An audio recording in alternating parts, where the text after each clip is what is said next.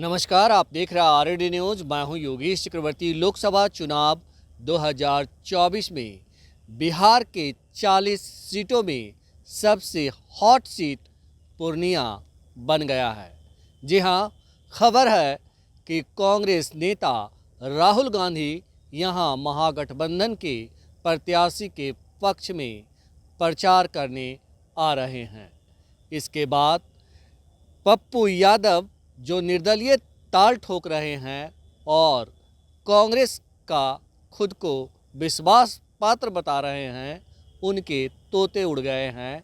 कहा जा रहा है कि अगर राहुल गांधी की पूर्णिया की धरती पर अपना पैर भी रख दिए तो पप्पू यादव को 50,000 वोट मिलना भी मुश्किल हो जाएगा। इस बीच पप्पू यादव ने लालू यादव से लेकर महागठबंधन के तमाम नेताओं पर करारा प्रहार किया है, लेकिन उस प्रहार के बारे में हम बाद में चर्चा करेंगे।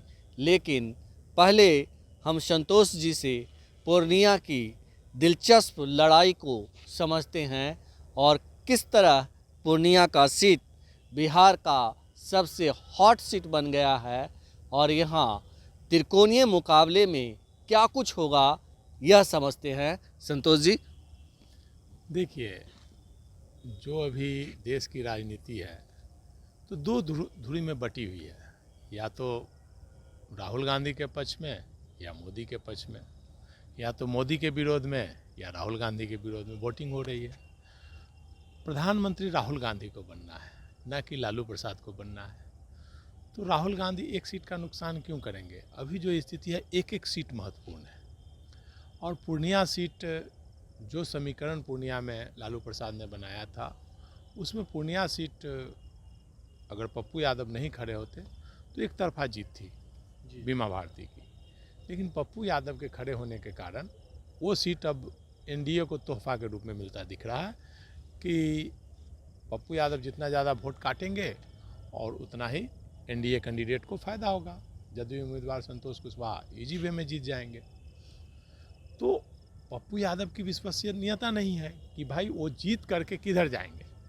उनका बयान देखिए, शामिल होने के बाद अब कांग्रेस जो निर्णय लेगी, मरेंगे यहीं, जिएंगे यहीं, कांग्रेस को निर्णय लेना है, कांग्रेस जहाँ से लड़ाएगी हम लड़ेंगे ये।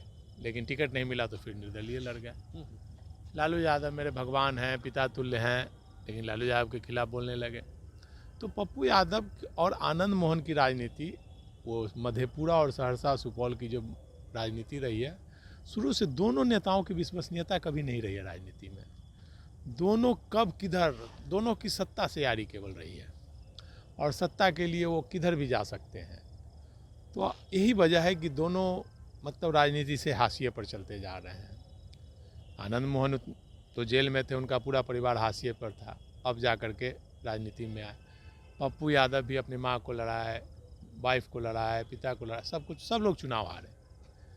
पिछले बार मधेपुरा से चुनाव लड़े थे, इसी प्रकार जोर शोर से मधेपुरा में लग रहा था पप्पू यादव जीत जाएंगे, पप्पू यादव के जन समर्थन है।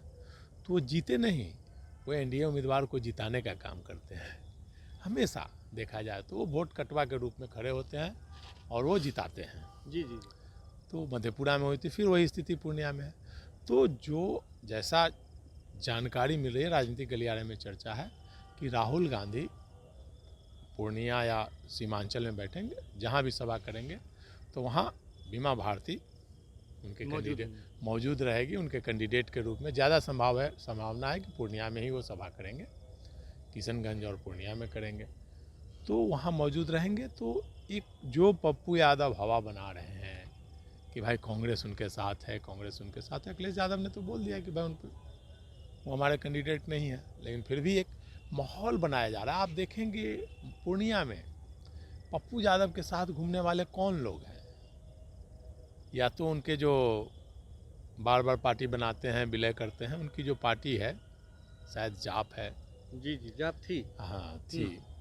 तो उनके साथ जो वर्कर हैं, उनके वर्कर कहिए, उनके स्टाफ कहिए, जो कहिए, उनके जो हैं वही लोग उनके लिए प्रचार प्रसार करें। इसके अलावा आप देखिएगा तो पप्पू यादव का नॉमिनेशन हो या उनका चुनाव प्रचार में ज़्यादातर भाजपा के समर्थक लगे हुए हैं। देखिएगा तो ज़्यादातर वहाँ राजपूत, ब्राह्मण, भूमियार ये सब लोग लगे हुए हैं और हर जगह चर्चा कर रहे हैं पप्पू यादव जीत रहा है। एक माहौल बनाने का कि भाई पप्पू के पक्ष में, पप्पू के पक्ष में, ताकि जो पिछड़े वोटर हैं, जो दलित वोटर हैं, पप्पू जीत रहा है तो उसको वोट दे दो।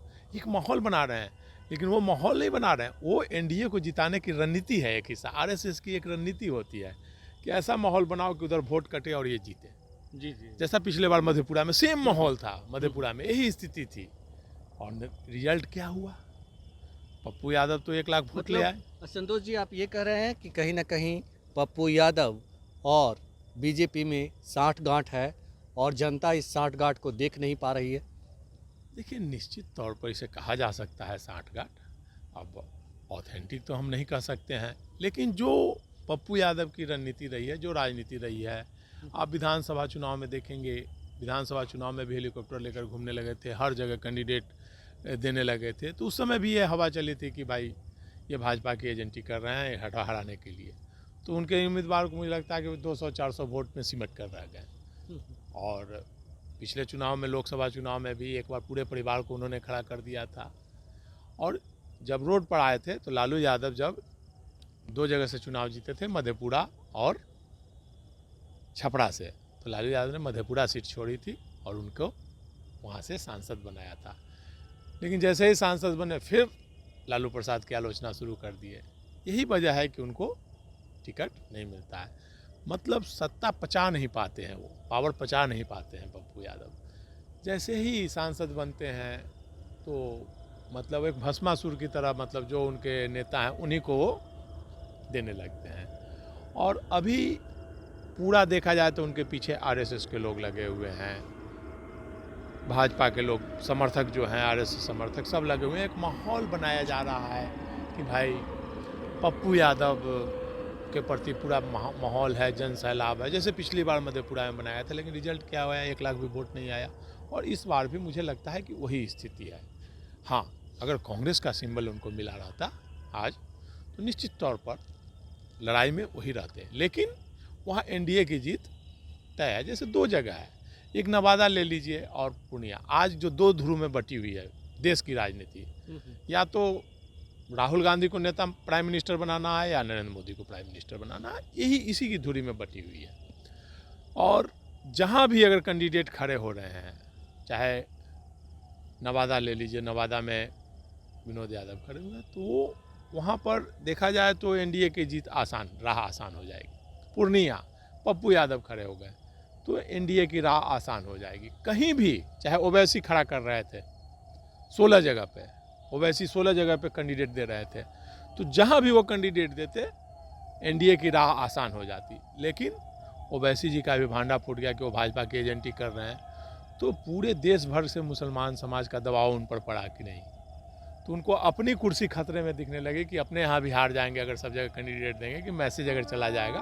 तो इसलिए उन्होंने सारे कैंडिडेट का नाम वापस लिया कि नहीं, हम नहीं लड़ाएंगे बिहार में। ओवैसी ने केवल एक जगह किशनगंज में उनका है, तो बस एक जगह लड़ाएंगे।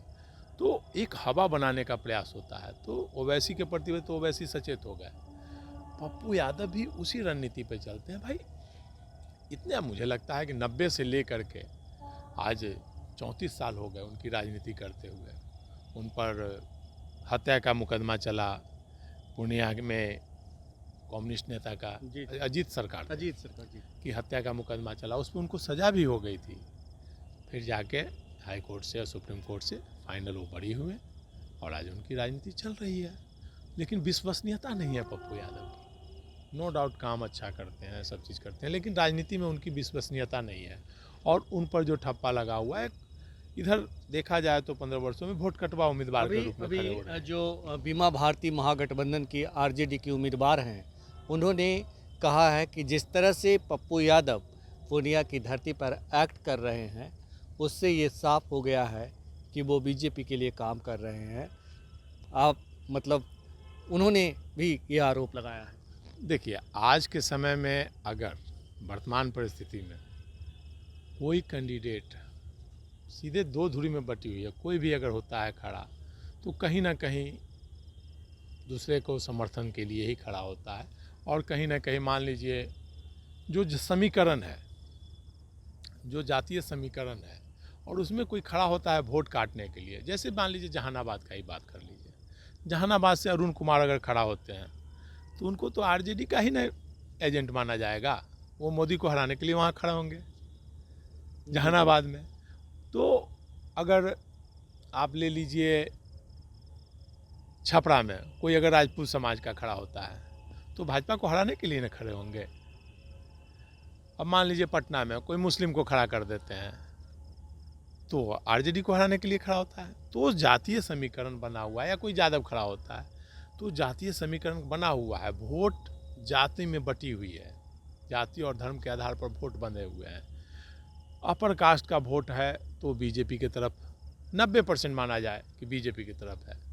इधर पिछड़ों दलितों में का वोट है तो बटा हुआ है। आप देख लीजिए बिहार की राजनीति में है तो जैसे एक पासवान को छोड़ दिया जाए तो बाकी दलित वोटों का परसेंटेज इंडिया गठबंधन के पक्ष में है। आप बाकी यादव, मुसलमान, पिछड़ी जाति में आप ले लीजिए कुशवाहा का वोट। अभी जो लालू प्रसाद ने कुशवाहा का वोट दिया तो कुशवाहा का वोट पहले से था कि भाई 50-50 बढ़ता था 2 भागों में।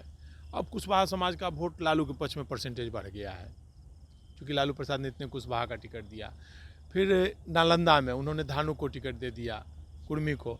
तो वो समीकरण जो बनाया उसका फ़ायदा होता है। अब उसमें कोई अगर खड़ा हो जाता है, अभी मान लीजिए मुंगेर की बात कर लीजिए, मुंगेर में कोई यादव खड़ा हो जाता है तो वोट कटवा ही ना कहा जाएगा। जिस तरह से ये कहा जा रहा है कि राहुल गांधी पप्पू यादव के खिलाफ चुनाव प्रचार के लिए पूर्णिया आएंगे और इसकी काफ़ी प्रबल संभावना है, तो एक तरह से ये संदेश जा चुका है पप्पू यादव के बारे में कि वो कहीं ना कहीं बीजेपी के लिए काम कर रहे हैं। और यही वजह है कि राहुल गांधी जो है, जैसा कि आपने भी कहा कि सीमांचल के इलाके में किशनगंज और पूर्णिया में सभा कर सकते हैं। देखिए निश्चित तौर पर ये सही बात है कि पप्पू यादव की विश्वसनीयता नहीं है। और लालू प्रसाद मतलब आप देखिए तो आंख बंद करके 2000 से लगातार सोनिया गांधी के पीछे खड़े हैं। कितना भी संकट आया वो हमेशा उनके साथ खड़े रहे। तो राहुल गांधी ये जानते हैं कि कोई अगर देश में एक आदमी हमेशा उसके साथ है खड़ा जो नहीं छोड़ेगा तो वो लालू यादव और तेजस्वी यादव है। यही वजह है कि लालू यादव और तेजस्वी यादव जो कहते हैं राहुल गांधी उसको मानते हैं। और पूर्णिया में वो इसलिए आ रहे हैं, इसलिए आएंगे कि वो एक सीट है, एक एक सीट महत्वपूर्ण है। वो जीतेंगे। अगर अभी जो स्थिति है उनको रिपोर्ट मिल चुका है कि भाई उनके साथ कौन लोग लगे हुए हैं। पप्पू यादव, ना कांग्रेस के लोग लगे हुए हैं, ना आरजेडी के लोग लगे हुए हैं, उनके पीछे कौन लोग हैं। सारी रिपोर्टों तो आजकल सोशल मीडिया का ज़माना है, सोशल मीडिया पर सारे लोग आते हैं कि कौन लोग आपके साथ घूम रहे हैं, कौन आपके समर्थक हैं, तो पता चल जाता है। तो उनको भी मैसेज है और इसीलिए वो आ रहे हैं। और मजबूती के साथ जिस प्रकार से नरेंद्र मोदी एक एक लोकसभा घूम रहे हैं, आप देख लीजिए कि जमुई नरेंद्र मोदी ने सभा कर दी, नवादा में सभा कर दी, गया आ रहे हैं, तो हर लोकसभा में वो जा रहे हैं। तो उनका जो प्रचार है उसमें राहुल गांधी, कांग्रेस अध्यक्ष, इन लोगों को भी वार लेवल पर करना होगा। तो इसी रणनीति के तहत वो आएंगे, चुनाव प्रचार में करेंगे और मुझे लगता है कि इसका फ़ायदा होगा।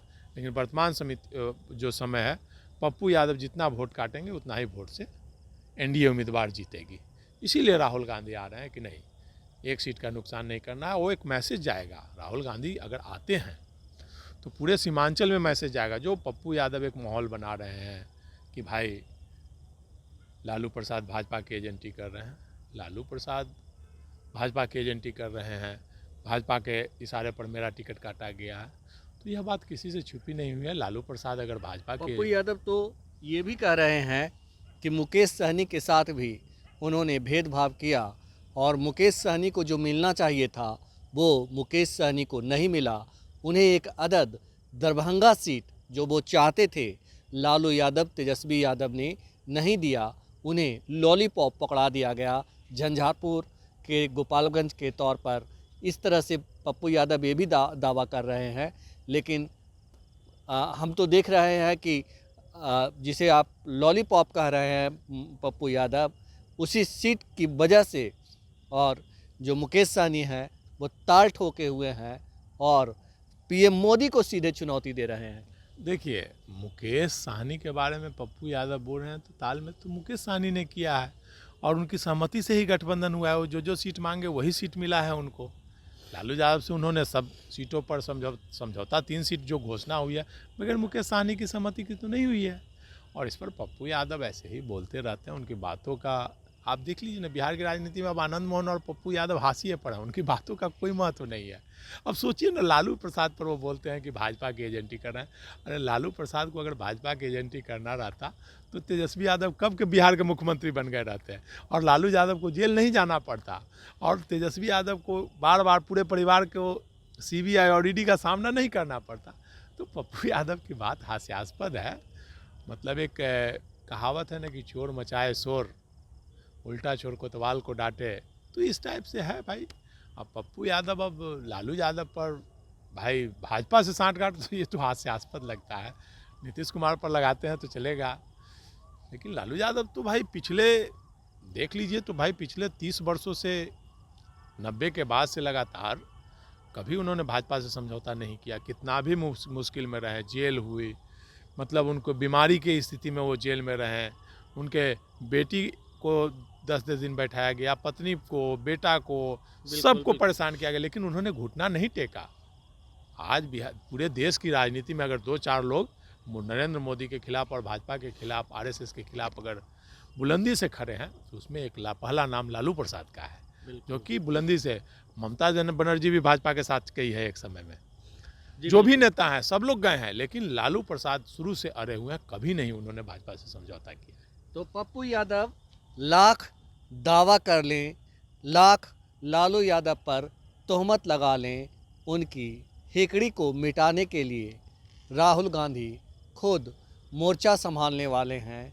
कहा जा रहा है कि पूर्णिया का रण महागठबंधन को जिताने के लिए राहुल गांधी पूर्णिया पहुंच रहे हैं और अगर पूर्णिया राहुल गांधी पहुंचते हैं तो फिर परिणाम पूर्णिया पप्पू यादव को करना होगा, कोई उन्हें बचा नहीं सकता।